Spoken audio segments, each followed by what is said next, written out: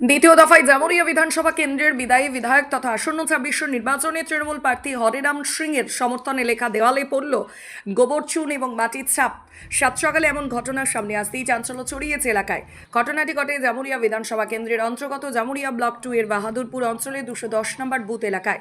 প্রসঙ্গত আজ থেকে বেশ কিছুদিন আগে জামুরিয়া বিধানসভা কেন্দ্রের কুনুস্তরিয়া এলাকার এমন ঘটনা ঘটেছিল, যেখানে প্রশাসনিক আধিকারিকরা পৌঁছায় এবং ঘটনার তদন্ত শুরু হয়। তবে এখনো পর্যন্ত সেই ঘটনার সঙ্গে কে বা কারা যুক্ত ছিল তার সামনে আসেনি। ঠিক তারই মাঝে আরও একবার এমন ঘটনা শিল্পাঞ্চলে রাজনীতিতে আলোড়ন সৃষ্টি করে। ঘটনা প্রসঙ্গে তৃণমূল কর্মীদের দাবি, বিজেপি এবং সিপিএম মিলিতভাবেই নোংরা রাজনীতি করছে, সেই কারণে এমন ঘটনা। আমরা প্রশাসনের কাছে দাবি রাখব যে বা যারা এমন ঘটনার সাথে যুক্ত তাদের অবিলম্বে চিহ্নিত করে কড়া ব্যবস্থা নিক, নতবা আগামী দিনে আমরা দলীয়ভাবে বড় পদক্ষেপ নিতে বাধ্য হব।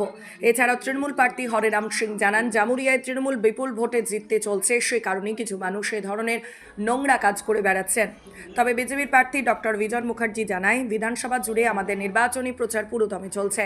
আমাদের কর্মীরা এখন সকলেই দলের কাজে ব্যস্ত, তাই আমাদের কেউই এমন কাজ করেনি। এটা তৃণমূলের গোষ্ঠী কন্দলেরই প্রভাব বলে দাবি করেন বিজনবাবু। অন্যদিকে এমন ঘটনায় মন্তব্য করতে ছাড়েননি সিপিএম নেতা তাপস কবি। তিনি জানান, সিপিএম আজ পর্যন্ত কখনো এমন নোংরা রাজনীতি করেনি। অযথা সিপিএমের উপর দোষারোপ করে কোনো লাভ হবে না।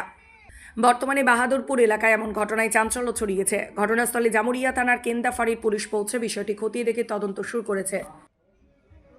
ऐसा है कि जमुरिया में कोई लड़ाई नहीं है, तृणमूल कांग्रेस जीत रहा है।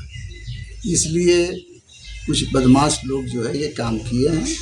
पुलिस को इन्फॉर्म किया गया, पुलिस इंक्वायरी कर रही है और नाम का भी पता लगाने का व्यवस्था हम कर रहे हैं। मालूम होने के बाद जो भी पुलिस कार्रवाई किया जाएगी। और ये गलत है, ऐसा नहीं करना चाहिए, लेकिन हताशा होने के कारण कि तृणमूल कांग्रेस ज़्यादा से ज़्यादा वोट से लीड करेगा, इसलिए ऐसा हो रहा है।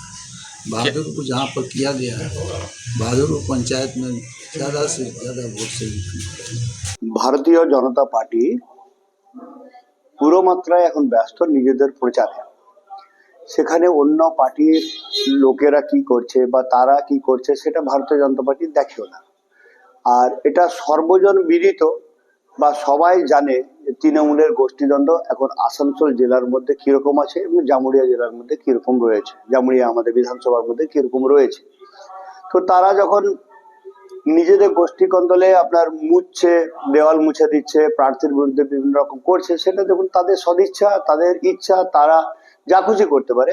ভারতীয় জনতা পার্টি, আমি আগেও বলেছি যে এরকম বিশৃঙ্খলায় আপনার বিশ্বাস করে না বা এরকম কোনো ধরনের কাজ ভারতীয় জনতা পার্টি করে না। তো আমার মনে হয় ওনারা যেটা করছেন সেটা তাদের রুচির মধ্যে করছেন এবং তারা নিজেরাই বুঝে করবেন সেখানে।